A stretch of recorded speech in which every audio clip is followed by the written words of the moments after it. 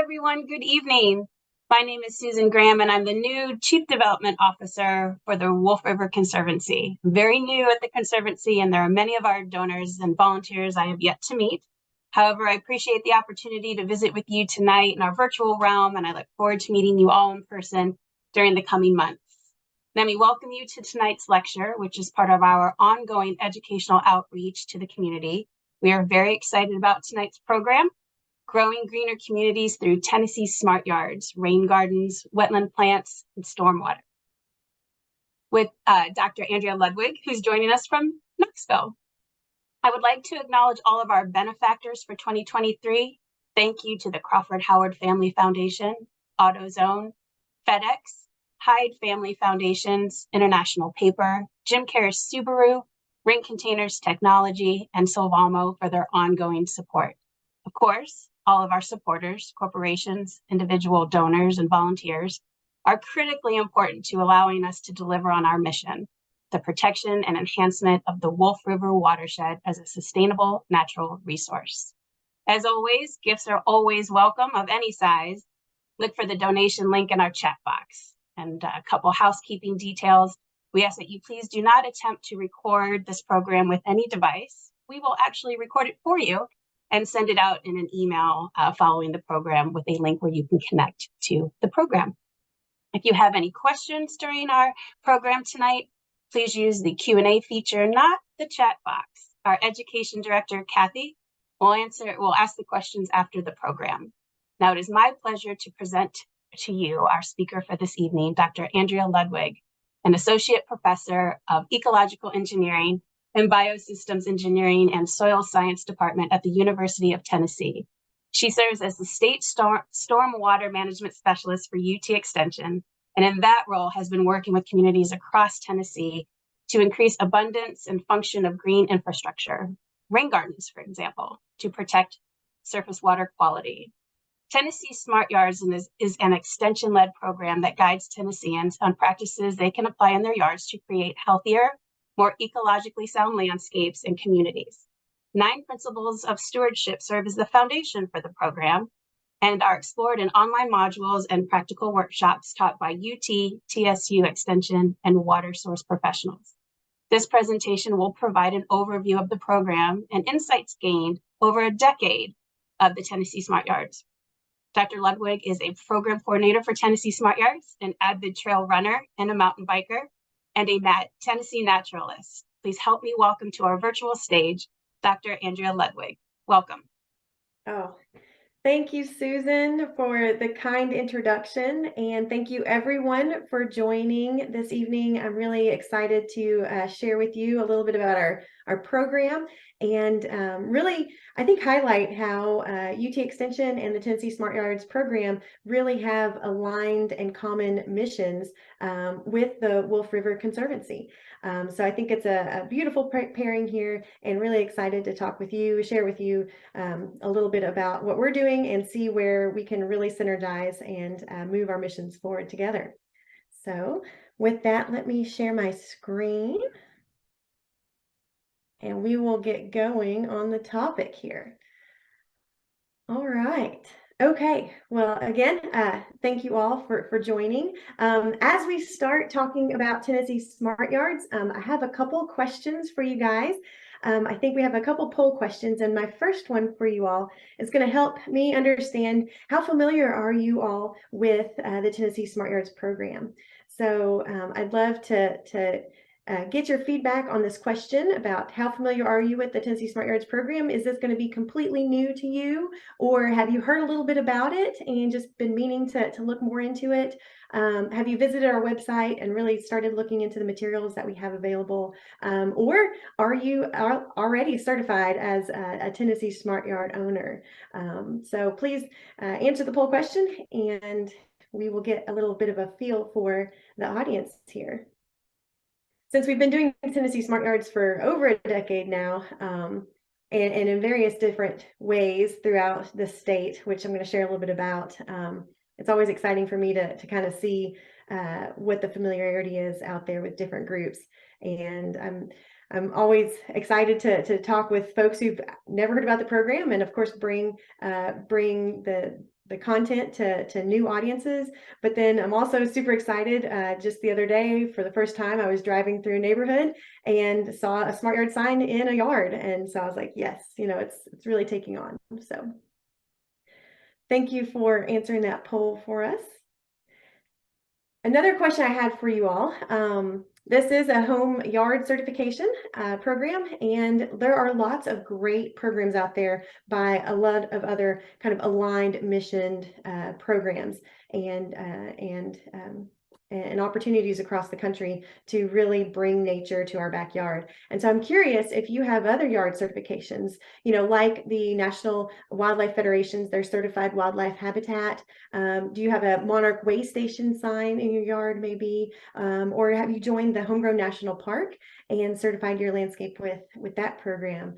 I'm curious as to all of y'all's experiences with certifying your landscape in some form or fashion. So all these are examples, again, of really mission-aligned programs, some of them at the national scale, some of them even go further than that. And here at Tennessee, I'm excited that a lot of the actions that you would take towards certifying with these partners would also qualify as inches towards your smart yard for Tennessee. And I'm excited that UT Extension were able to support kind of a more local, a statewide approach to comprehensive, sustainable landscapes across our developing watersheds. So thank you for answering those two things. And with that, yeah, we'll get going on our topic at hand here. As Susan mentioned, let's see, there we go. As Susan mentioned, I do work through UT Extension. My faculty appointment, as we say on Ag Campus, is a 100% extension. So that just means that instead of a traditional kind of faculty role, you probably think of faculty, of course, doing innovative research and teaching at university in university classrooms. My appointment is actually the third mission of our land grant institution, and that is to do extension education. Take the innovations and the knowledge that we have at the university at our land grant and take it out into action across the state to improve the lives of Tennesseans. And so I serve as a state specialist. My area of stormwater of specialty is stormwater management, as was mentioned earlier. But we have specialists across the state working in all sorts of different topic areas. And then we actually have 95 county offices serving our clients as well. So I would invite you to check out our UT Extension website and see how each one of these counties has a front door to your land grant university right there locally, and see the resources at hand. And Smart Yards is just one of the educational programs that UT Extension offers. So everything from master beekeeping to master horse, master row crop, a lot of producer type programs. And then right there, excited to have Tennessee Smart Yards as one of the options for our homeowners to participate in.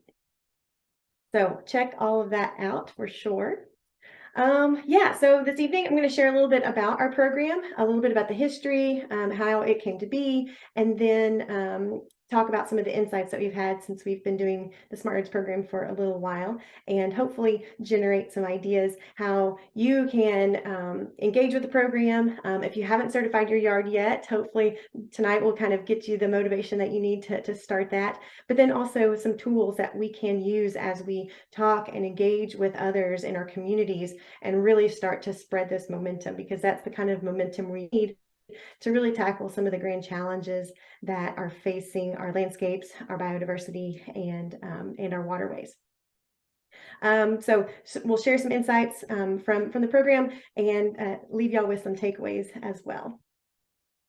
So you may have heard that this is actually the decade for ecosystem restoration, as announced by the United Nations. So this is the decade of ecosystem restoration.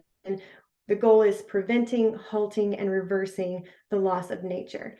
And I probably don't have to convince you all too much of that loss of nature, but it is one of the grand challenges that is not necessarily a new challenge, but it does seem to be increasingly extreme and making itself known in many different ways throughout our lives, and it just seems to be increasing over time as we experiencing a change in climate, land use change, invasive species, all the pressures that are threatening our natural biodiversity and our nature. So when we look at what we're trying to do with this decade of ecosystem restoration, we have a lot of data that shows us historically how we've lost our biodiversity. And you can see with the trend line here, going from historical on the left side of the screen, that black trend line, just showing a decline. Unfortunately, it's been estimated that about 60% globally of the biodiversity has been lost. And so we really need to take action to reverse this. And it's going to be up to every one of us. It's not just up to one person. It's not just up to the government. It's not just up to the businesses or any single part of our society. It is truly up to all of us. And I love this graphic because it shows us, what is the risk if we continue with business as usual. And of course, it just continues that trend line down into that gray zone, which is, continual depletion and loss of our biodiversity. Now, when we think about what the solutions are, this is in the yellow, that trend line, increasing conservation efforts. And I think that's what we're doing, right, with our aligned missions here. And that's what we're trying to do with our communities. But then it's also going to take additional things. So also increasing conservation efforts kind of at the societal scale, kind of in our supply chains and in our markets. All of these things are tools in our toolbox where we can be part of the solution. And we're going to talk tonight, of course, about that increased conservation effort at our home and in the landscape that we have agency over, which is our own backyards. So that's a little bit about the need. So what is the need for a program like Tennessee Smart Yards? We've just seen a little bit of that loss of biodiversity. Of course, one of the grand challenges facing the global society and different scales of society right now. And then in Tennessee, there are cities across our state that are experiencing so much growth, up to 80 people per day moving to some of our Tennessee cities. It's no wonder that we're experiencing land use change, because as these populations change, as people come to Tennessee, I myself am not a native Tennessean. I've been here 13 years, but I am also a transplant and I love it here, so I intend to stay. So we can't blame really the others for wanting to be here too. It's a beautiful state. But of course, that increased population is going to have a different footprint in our landscapes. And so how can we still have this population change, have this land use change, but then also prevent or reverse that footprint and that impact on our biodiversity and our landscapes? I don't know about you guys, but I see a real interest in sustainable landscaping on the rise. And I don't know if it's just because the grand challenges are kind of hitting us more in the face these days, or if it is COVID. I saw kind of a really big interest in our home landscape because we were all stuck at home a lot more during COVID. We were all looking out our windows. We were all taking our breaks in our own yards, which was a beautiful thing, allowed us to really see what our landscapes were like at different parts of the day where maybe we didn't have the opportunities to do that before. And I see people just investing in their home landscape a lot more, and the interest in making it a more sustainable place, a more welcoming place, a more interesting place with wildlife, I think is really on the rise right now. And so we should probably strike while this fire is hot and kind of keep this momentum and interest going. And to think about water, the Tennessee Smart Yards program has a really thick lens of water that runs all through this comprehensive sustainable landscaping program. And so really drilling down into water, there's nearly 4,000 miles of streams that are impaired by runoff from municipal areas. And of course, municipal areas are places where we have residential landscapes, commercial landscapes. So it's not just the downtown districts, but it's also those subdivisions and those residential areas that surround those city centers. And this is just what we know of that 4,000 miles. There's over half of our streams in Tennessee we don't have monitoring data on. And so obviously the number of stream miles that are impaired from runoff from our developing landscapes is going to be higher than that. So a lot of different reasons kind of pushing the need for this. And let's put a definition or a term here. What is a Tennessee Smart Yard? And it is a yard that is in balance with the local environment for the benefit of both people and our ecosystem.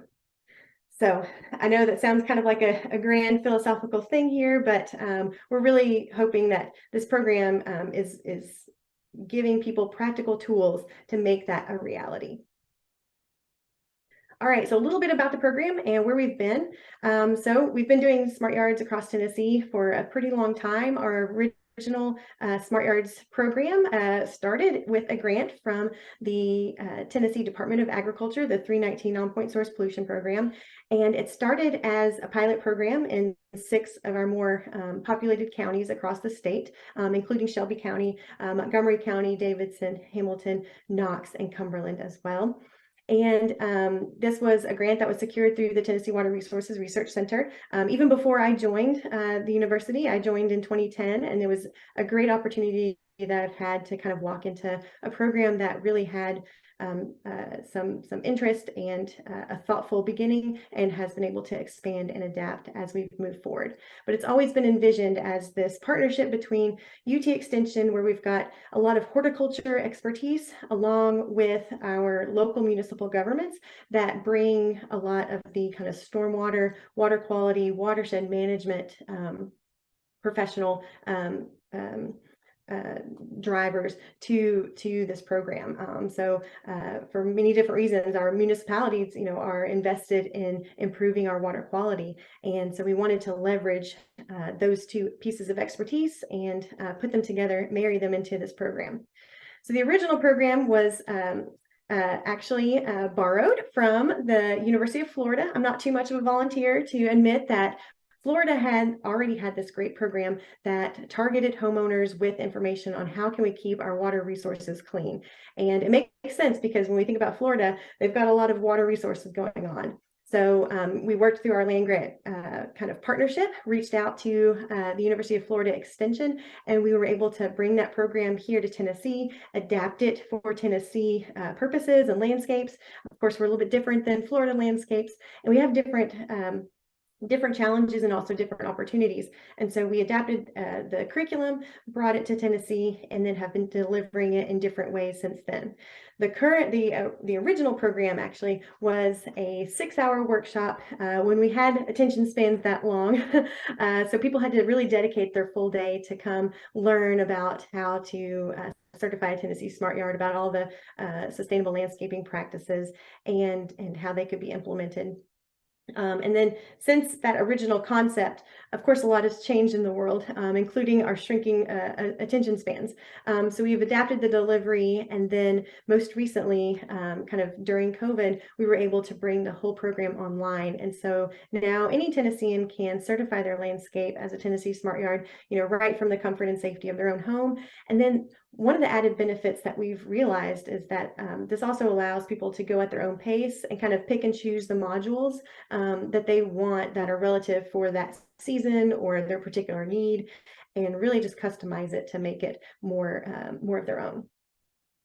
So I do have a few QR codes sprinkled throughout the presentation tonight. So I meant to mention, have your smartphone ready if you'd like to give those a little click, and have these websites open up on your phone so that you can hopefully go visit them later. But this is our landing page at tnyards.utk.edu, and this is where everything happens. So we have all of our resources right here in our web portal.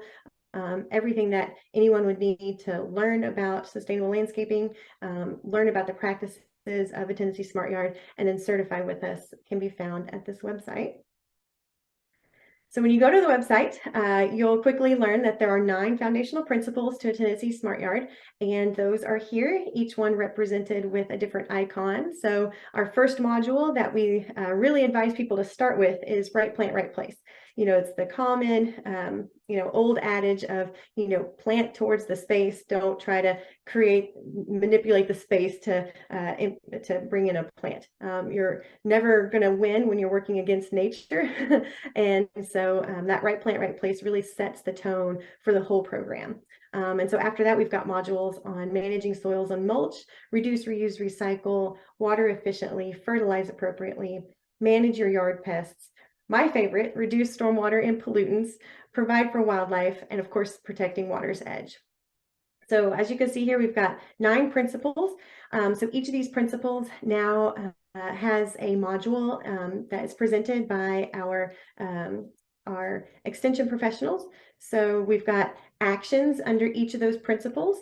So there's, for example, there are 6 different actions under the right plant, right place module principle. And within those actions, as you adopt the action, the best management practice in your landscape, you accumulate inches towards your smart yard. So there's actually 74 possible inches out there on what we call our yardstick.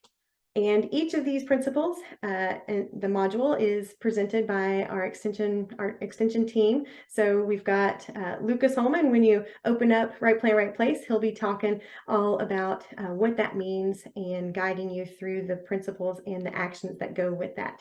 And then, of course, learning from the rest of our team here as you go. Each of the modules is about 25 to 35 minutes, and they're just a recorded Zoom, much like this, kind of put up there in YouTube on our YouTube channel. So you're learning from our extension professionals and learning about these actions, many of which I have no doubt that a lot of you all are already doing in your landscape. But then hopefully this program will also bring in some new ideas, bring in an area that maybe you hadn't really focused on. We really want this to be a comprehensive program, so you can see it's not just about water, it's not just about native plants. It really is a comprehensive, sustainable landscaping program. So we like to say, and the goal was always, you don't have to be a professional gardener or a professional landscaper to do this program. Anyone can do this program, but even if you've been doing kind of sustainable landscaping concepts for decades in your landscape, hopefully there's something here that at least sparks something new that you might be able to bring into your stewardship practice. So, so after you have, so you can see here, there's 74 inches possible. So that's a lot of inches out there. And if you remember from grade school, how many inches are in a yard? It only takes 36 inches. So this is also a very customizable program. We're trying to speak to everybody in the state. And so obviously we need this to be very flexible and adaptable for people so that they can see where their objectives align with the program. So let's dive into a little bit of the program. Oh, excuse me. And as you reach that 36 inches, you come back to our website and you complete our certification form, and then we send everybody a personalized certified Tennessee Smart Yard certificate as a PDF in their inbox. So you get this to maybe put on your wall, to share with others, to post up in social media, whatever you want to do with it. And then you also get the opportunity to purchase a yard sign, and hopefully that yard sign can be a way to express to others your dedication to the mission. Of course, individual actions will see many benefits at the local scale, at the home. So for example, with fertilize appropriately. If you're choosing no fertilizer or that low maintenance fertilizer, this can be up to 5 pounds of nitrogen not applied in your landscape. And that means the reduced risk of that nitrogen, that fertilizer, leaching off of the landscape and into our waterways. Gallons of rooftop runoff retained when you use rain barrels or when you have rain gardens. Pounds of waste diverted when you do composting through our reduce, reuse, recycle. And of course, native plants kind of sprinkled throughout the program, really to support our local wildlife, provide for wildlife, and speak to that right plant, right place principle. So, benefits for the homeowner kind of at the local scale, but we really need this to have this accumulation effect in our communities. So, this directly scales up. When you've got 75 homes really doing this in the community, we can start to see those community benefits being reaped. So that's kind of the approach that we're doing here. We know that we have a lot of champions out there, like many of you all with the Conservancy, out there doing stewardship, conducting stewardship, and sharing your own land ethic with others. And it's really just trying to get to that community scale. How can we bring others into the fold who might not already be there? So I have a little bit of a summary from the actions.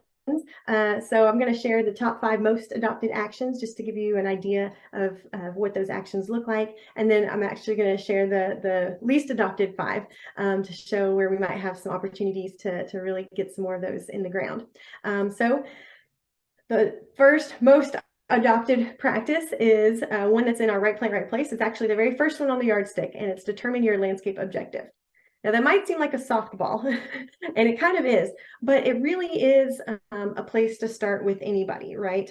Even if you've been doing sustainable landscaping for decades and planting native plants, it never hurts to look at your landscape with a fresh lens, to really take down all of maybe what might be preconceived notions or just kind of things that you've been doing for one reason or another, really trying to break that down and allow people to see their landscape with a fresh lens, so that then the opportunities are there for people to either adapt or change their practices as we work through the program. So you get 2 inches towards your smart yard just for determining what your landscape objectives are. Another example that people find pretty easy, leave grass clippings on the lawn. Of course, this is going to break down naturally and help replenish the soil in your lawn areas. And so people are finding that pretty easy to do.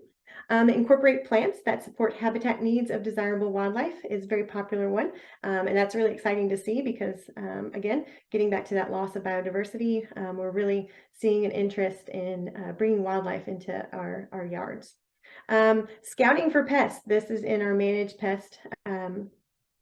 yard pests principle. And, this is something that, doesn't cost any money. Just getting out there, observing your landscape gets you 2 inches towards your smart yard, and really, again, kind of sets the stage for that more integrated pest management that we want, so that people can identify the pest, look to see, are there other like cultural or mechanical ways that we can deal with pests that we find in our landscape before we just go to those chemical controls. So again, that kind of opens the door for some of the more maybe advanced practices. And then protecting beneficial insects is also very popular. So speaking of pest control, that is also one that people seem to be adopting fairly readily. So the bottom 5, I'm sad to say, are kind of all related to water. So the least adopted practice is maintaining a mix of native trees, shrubs, and other vegetation along our water's edge. And so, of course, here we're talking about a riparian buffer. And this probably makes sense that it's the least adopted one because, as you're probably thinking, not all of us live on a stream, so we don't all have the opportunity to maintain that buffer. Another one that might be a little bit of a reach for people is to use permeable surfaces for hardscapes. So thinking like about permeable pavers instead of, or some sort of wood chip walkway instead of a hard surface. This is, of course, kind of links into reducing runoff. So you find this in our reduce stormwater and pollutants principle. But you actually get 3 inches instead of just 2 for this action, because it does kind of require that next level of investment usually.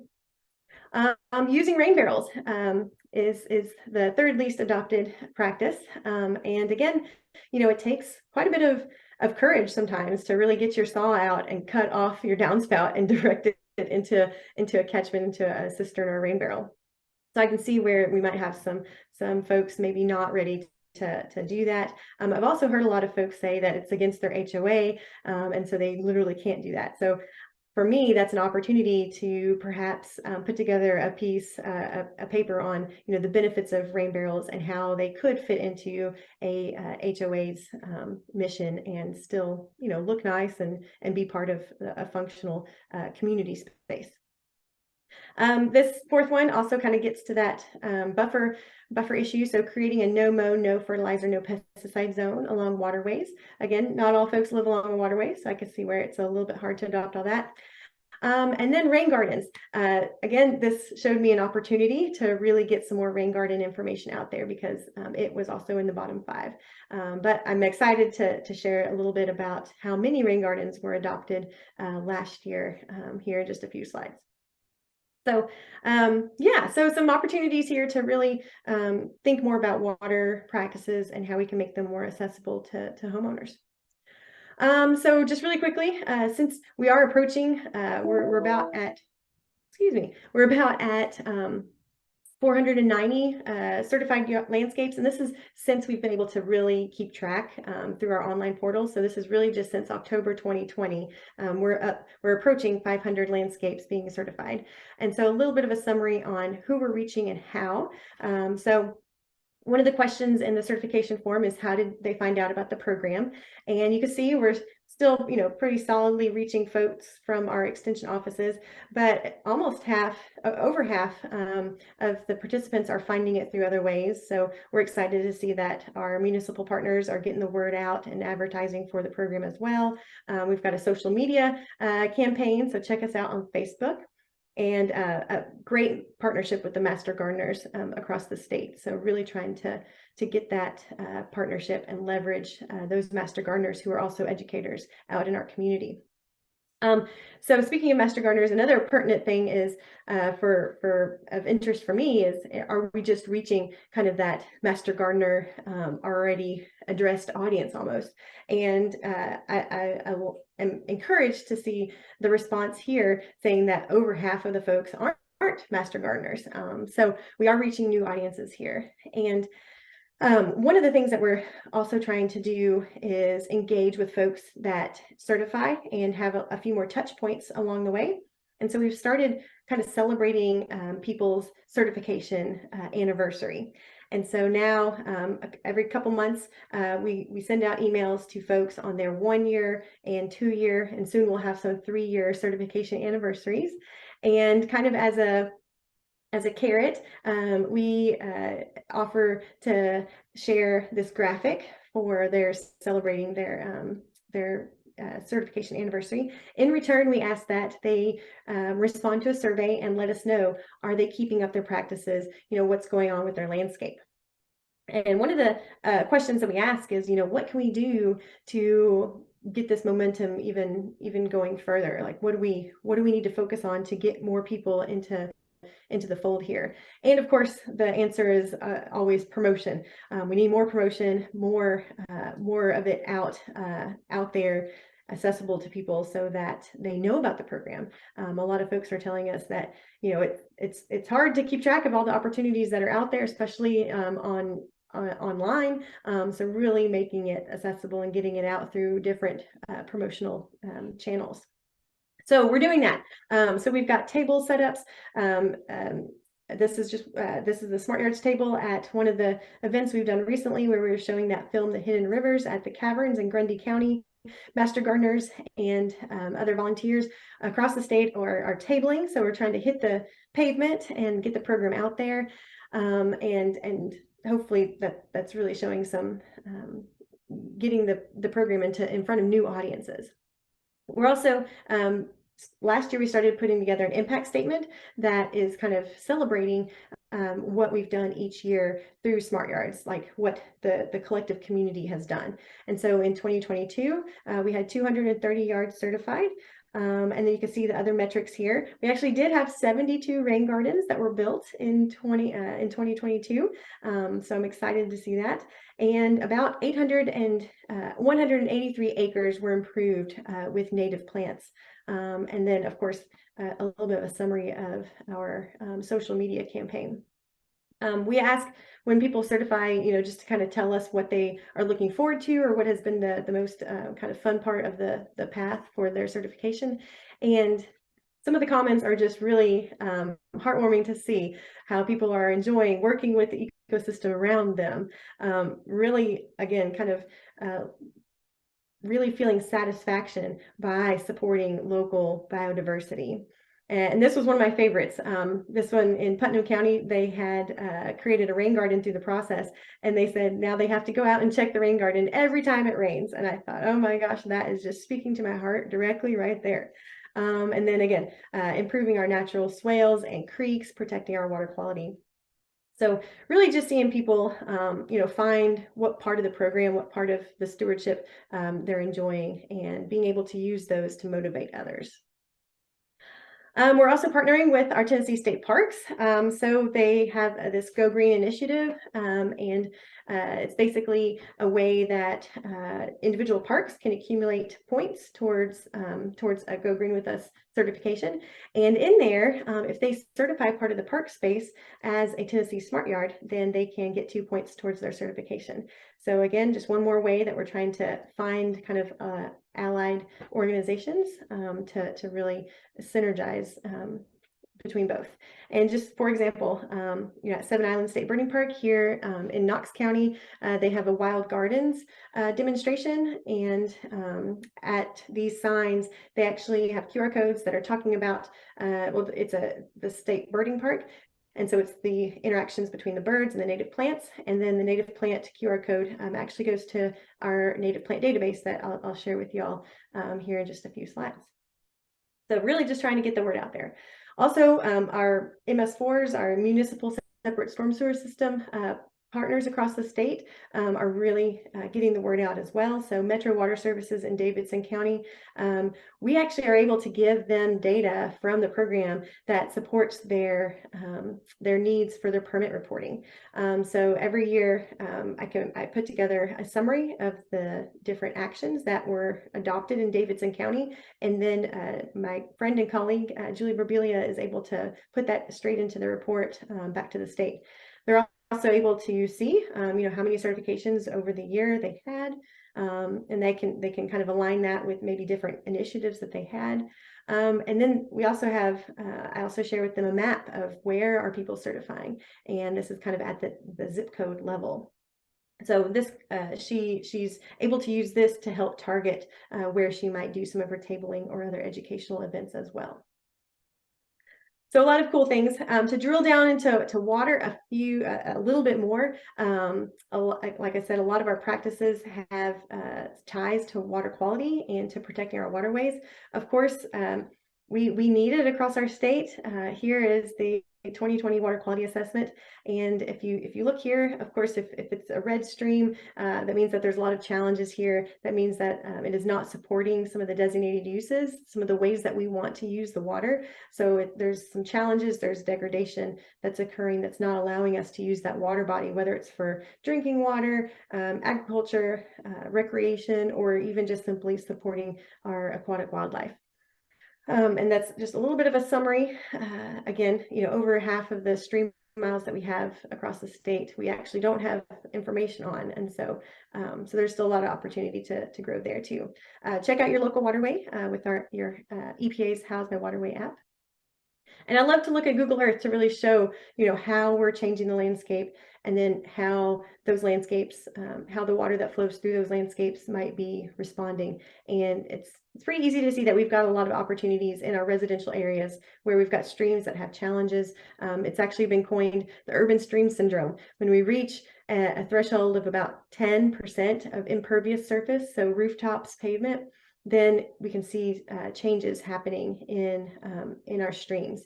And so some of these Google Earth images kind of show us where those pockets of greater than 10% impervious surfaces are. And we see our streams responding and struggling because of that. So through the program, we really want people to make the connection to their local waterway. So one of the things that we do is show them what their watershed address is. So it's a kind of fun way to compare, make an analogy between, we all know what our physical mailing address is.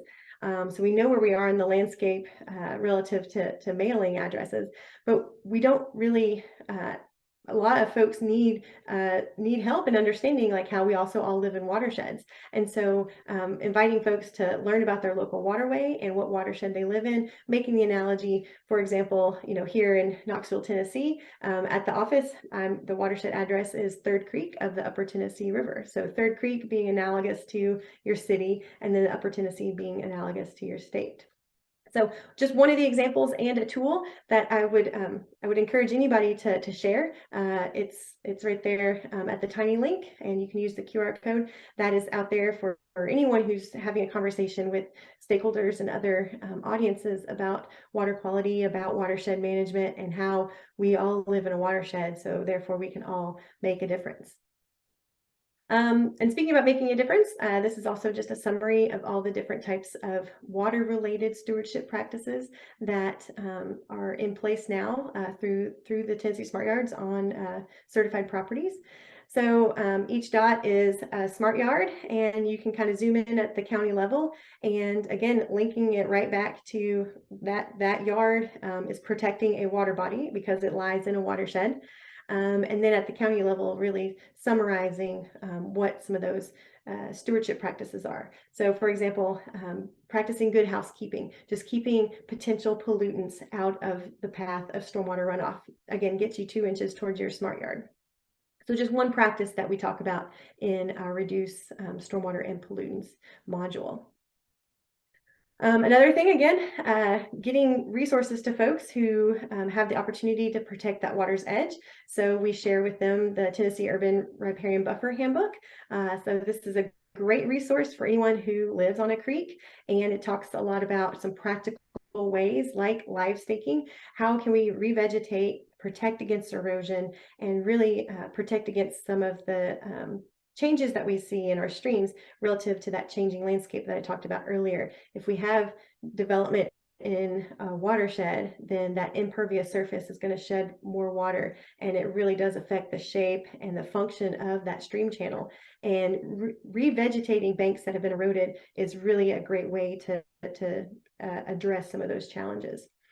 So it actually also has a great appendix that talks about kind of regionally native species that are great riparian plants, like the silky dogwood, which is also something. A silky dogwood is a great species that can propagate very readily from a live stake. So it's just a cutting from a living bush in or shrub in the dormant period, sink that into the saturated zone of that stream bank, and the next year it's going to start to grow roots and have a whole new plant, and beautiful little berries there for birds and all sorts of things. Rain gardens, probably one of my favorite practices, and probably one of yours as well. We've got a new publication that just came out this year. It's an update of our rain garden manual. We worked with the landscape architecture program to really update it and focus more on wonderful graphics that really show the land-water connection and how native plants, especially some of the root architectures, can improve porosity and get that stormwater runoff into the ground and soak it in and act like that sponge, while also having a beautiful amenity in the landscape as well, with a lot of flowering native plants. And we're looking to nature for, what are those native plants that we're planting in our rain gardens. I took this photo along the Hiwassee River in Polk County, and we were just out there having a good time, and I saw a buttonbush, I saw sweet spire, blue stem, blazing star, goldenrod, and I thought, man, this is my rain garden palette right here, right along the river's edge, because these plants can tolerate when the river is running and they're inundated, but then also those dry periods. And so that's the type of hydrology and dynamic that we have in our rain gardens, of course.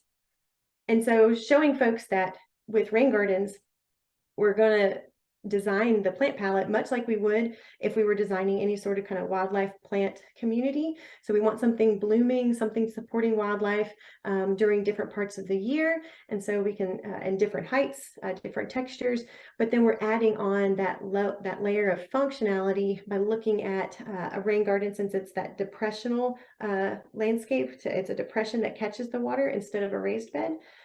We need to understand how tolerant are these plants at that inundation. And so we have some plants that will really thrive in that lower area, some plants that will thrive in that kind of moderate or middle zone, and then other plants that will really be more well suited for that upper zone, the more drier area. And so kind of talking about plants in that bullseye and that soil moisture condition is part of the new publication as well. So check that out. Here it is right here. And we've made it hopefully a lot more streamlined. We have a handout that's front and back that really just steps through, from siting all the way to construction and maintenance, what it means to have and build a rain garden. And speaking about plants, another opportunity and resource that we've developed is the Native Plant Database. This has been a labor of love for one of our master gardeners up in Sullivan County, Joey Stewart. She's been she has developed this and been supporting this solely for the past 8 to 10 years. And so here we find over 800 different species that are native to Tennessee, and they're not only native, but they're also commercially available. And so she's made it a really great tool here for people to find plants that fit in the landscape. They do well in a landscaping setting, and you can find them actually either at local nurseries or through mail order nurseries, reputable mail order nurseries. So check that out. Another thing that we've been promoting with folks, of course, when we talk about native plants, a lot of times the first vision that comes to minds of folks who might not be as familiar with native plant communities in the landscape is just this, wild and woolly landscape that doesn't get taken care of. And so we really want to show folks that using native plants in the landscape, you can have a balance. And using cues to care, this is kind of a concept that came out of NASAR's research in the mid-90s. Really, how can we blend our environmental goals with our social norms? And so this concept of cues to care really allows us to do that. So we never want to be, the house on the road that's it has native plants flopping out into walkways or roadways, and then just having immediately people are going to write that off as just not being cared for, right? Which it may or may not be the case, right? So with cues to care, we're trying to create this immediate recognizability that somebody's taking care of this space. There's intention to it. It's not just something that's been left to not have intention with. So some examples here. This picture is showing just an easy example. So this is a slope where they used to mow it. This is a city park in Knoxville here, actually in South Riverfront. And they used to mow it. So, it had a big carbon footprint. It probably wasn't very easy to mow, so not very enjoyable. And so they now have a kind of wildflower meadow look and aesthetic with all sorts of native plants blooming there in the picture. We've got our butterfly milkweed, our bergamot, some gray-headed coneflower, all sorts of good things. And it's just that simple mown strip along the sidewalk that is functional. So now the plants don't flop into the space, but it also is preserving that line, that clean line that our eyes just naturally want to have in order to read the space. So something as simple as having a mown strip around native plantings, the use of structured plants, kind of repeating drifts of, kind of structural plants, that repetition can help our eye kind of read a space and bring order to it. And then also using things like benches and sculptures, stepping stones and other hardscapes, pieces of art, these sorts of things, again, kind of show that a space is being taken care of and it's not just left for whatever comes up.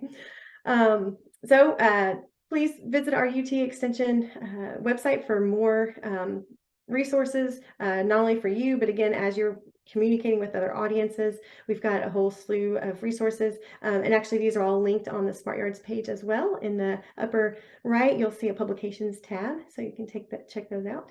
And then some takeaways here real quick. So what can we celebrate? Over 10 years of Tennessee Smart Yards. I think we've been able to adapt our delivery, especially through COVID, and then especially as our audiences have changed, reaching new audiences through our online platform, really meeting people where they are, and we're able to now track results more readily. What's next for Smart Yards? We do intend to refresh the videos. Now these videos have been out there 3 or 4 years. We kind of want to refresh those in the next 1 to 2 years. We've started a Smart Yards community initiative that's getting a little bit of a slow start, and that's completely on me. But again, trying to leverage that community feel through this new initiative, and it's described on our website. We're also getting into the real estate market. So we're developing a pilot program for certified Tennessee Smart Yard real estate agents.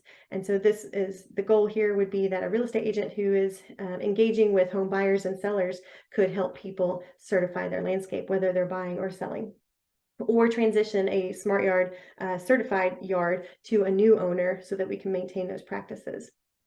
So 3 charges for you to leave you with here. Certify your yard, of course, if you haven't already. Add a new water-focused stewardship practice. Again, we're kind of all in the same boat here. So if we each kind of add one more thing into our landscape, that's just more benefits that will be reaped there. And then think about how can we reach new audiences. A lot of us are probably kind of already in this zone. How do we get others to join us in this effort? So those are the 3 charges I have for you. A couple more resources. I've put out there a goal to have 300 Smart Yards certified. Excuse me 1 second. Thank you. I've had a goal for certifying 300 yards across Tennessee this year. We're not quite halfway there yet, so working on that every day here. But we have a dashboard. It's linked on the website as well. This is showing all of the Smart Yards that have been certified across the state, and and we're also protecting people's privacy. As you zoom in to the town level, those dots do go away, so we're very cognizant of that as well. But check out our dashboard. It's updated every week or so. And then we have also a resource on the website is a Smart Yard photo library. And so we've had people, when they get certified, they get their PDF, and then we link in a form where they can show us some photos of either their Smart Yard or steps along the way. And this is just one of the photos that I really love because it's one of the process photos. It's showing right plant, right place planning. So really looking at the landscape, where their objectives are and where some of the challenges might be. So another resource for people to see that, it's not just about manicured lawns. It's not just about, everything that looks pretty, but it's really where the rubber meets the road on sustainability and bringing it home to people. So with that, hopefully, Smart Yards, healthy landscapes, clean water. I know that's where we're all about here. So just wanted to say thank you all for letting me share a little bit about our program, about some of the insights that we've been able to glean, and in advance for your help with carrying on this mission together. Thank you, Andrea. This is Kathy speaking, and I'm trying to get my camera to work, but anyway. I see you. Hi. So we had some technical issues with this presentation, but you are recorded and will go out to everyone who registered. And so I want to ask questions on their behalf. I know that quite a few people have signed up to learn about rain gardens. And so I think it would be really helpful if you could provide just some great suggestions for rain garden plants that would work in West Tennessee. Oh, West Tennessee. That is a great question. Yeah. Well, so, I think so every time I get specific questions, I always use my cheat sheet. So I always kind of Google the species name and then that Bone app in the Google, and it kind of pulls up the the tool that we can see if plants are native to a county or not. So I guess first off, I would recommend that. So we've got in that rain garden publication, we have a list of plants and regionally where they're native. And so check out the list of rain garden plants there. And then if you're really wanting to get a little bit more nuanced with that, look at the species name, and then I would suggest, checking out Bone app or another native plant database to see if it's native to the county or not. Some of what I believe would be kind of like plants that would be native across the state, kind of very found across all different regions. In the lower zone, some kind of tried and true plants that I really like to use would be our blue flag iris. Is a really great structural plant. It's kind of emblematic of the state. Iris is our state flower, so it's kind of got a purple blue bloom, and it has something going on year round. So it's blooming in the spring, but then also year round you've got some blades. They maintain their biomass, their greenness pretty well, and again they're kind of structural, and so they really kind of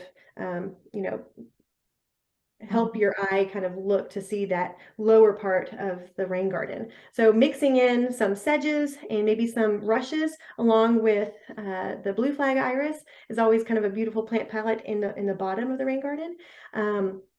Also, buttonbush, I love to give some height to the base of rain gardens. So putting in some buttonbush, and I believe Virginia sweetspire, I'm pretty sure would be native in West Tennessee as well. Absolutely. And okay, great, good deal. It is a tried and true shrub that seems to be thriving wherever I put it. So those would be two of the examples. There's many more in the publication of maybe some shrubs that would give you some height. Yeah, and then Joe Pye weed, blazing stars. There's all sorts of coneflowers and black-eyed Susans, all sorts of really charismatic perennials that you can use in drifts to really create a really eye-catching rain garden. I'll add cardinal flower in there. That's a beautiful plant. Yeah. Love cardinal flower, and since it's got that red pigment, I think it's a really hummingbird magnet. So yes, it really is. Yeah, that's great. Okay, here's another question that you got me thinking about expanding your reach. This is just a wonderful program, and I'm so excited that that y'all have done this. But HOAs are a real obstacle to the adoption of a lot of these things. They tend to be, they want traditional landscaping, whatever they think that is, or tend to. So yeah. I'm wondering, first of all, if your program, anyone in your program is doing outreach to HOAs specifically, or if you're, or maybe you're just hoping that homeowners can convince them. I'm just wondering your thoughts on that. Yeah, it is a tough situation because I'm fortunate. I don't live in a place where I have an HOA, so I don't have personal experience, but I have had many conversations with folks who have brought that kind of barrier to adoption to us. So a couple thoughts. I know there's many yards that have been certified that are kind of under the auspices of a HOA. So there's enough in the program, enough flexibility, to have kind of a very conventional looking yard, but then have those practices that really reflect the stewardship. So there's not really any barrier for this program to be working in spaces that, have a rigid HOA. But, I think more broadly and probably this is your point, is that, those HOAs, they might require plants that aren't native. They, are again, kind of discouraging maybe rainwater collection systems. And, those are really big challenges. So I have to say that there's not a concerted effort, but I do think that just at the county level, I know that our agents are very skilled in coming up with ideas on like how to talk with HOAs, how to talk to people who might not have the background or the understanding of what a sustainable landscape could mean for communities. And so I would invite anybody who has an HOA who might need help in like guiding some talking points, like how to start the conversation with HOA, reach out to your county extension agent, and you could definitely reach out to the state office as well. But the county agents are really well versed in how to talk with folks about the value of native plants, of sustainable landscape practices, and how how having more of an emphasis on that or allowing different things would really improve the overall health of the landscape for the whole community, the whole, the common spaces, all the spaces that the community is sharing there. So, and just kind of final thought, it's kind of, we always have this running list of extension publications we need to create. And I definitely have outreach to HOAs on the list there. Good. Yeah, so I can't promise like a day when that's going to come out yet, but know that it is on the list because we do get a lot of questions about it. So Right. Well, and I'm thinking working with landscape architects who can show them that it can be very beautiful, yes, and also sustainable. Yeah, that's a great. I don't have the answer. I'm just Yeah, no, that's brainstorming. Yeah. yeah, yeah. Okay, so finally, Andrea, since we had this terrible technical issue this time, could you please share with folks how best to get in touch with you or whoever is most appropriate with questions on this stuff? Sure thing. Yeah, so my email address there is aludwig@utk.edu. I'm happy to answer questions, about the Smart Yards program. If you have general questions about, the backyard, about practices, about anything in specifically, I would encourage everybody to reach out to their local county office. So you can put your county name.tennessee.edu and find the website, and then all the staff is listed there, and look for our ag and natural resource agent, and oftentimes we'll have a horticulture agent in the county as well. So look for those resources. They are, just a really big source of expertise there at your county. So reach out to them. Of course, depending upon if your county has a Master Gardener program, Master Gardener volunteers, we're seeing a lot of interest in Master Gardeners in more native plant community expertise, and a lot of folks taking on Smart Yard projects and really gaining a lot of skills there as well. So Oh, yeah, so great. all of those different ways would be ways to reach out for sure. Okay. Well, thank you so much. This was a great talk, and I am excited about getting my own yard certified. Thank you. Yeah, I'll join the movement. Yes. Yeah, help us get to 300 this year. I don't have any doubt we'll get there, but right now I'm like feeling the year is halfway over, but we're not quite at halfway. But I have high hopes for the fall. Hey, well, I'll be working on that. I'll try to add myself. So thank you so much, Andrea. Have a wonderful evening, and thank you everyone who did manage to join us. And thanks so much. Bye. Oh, thank you guys.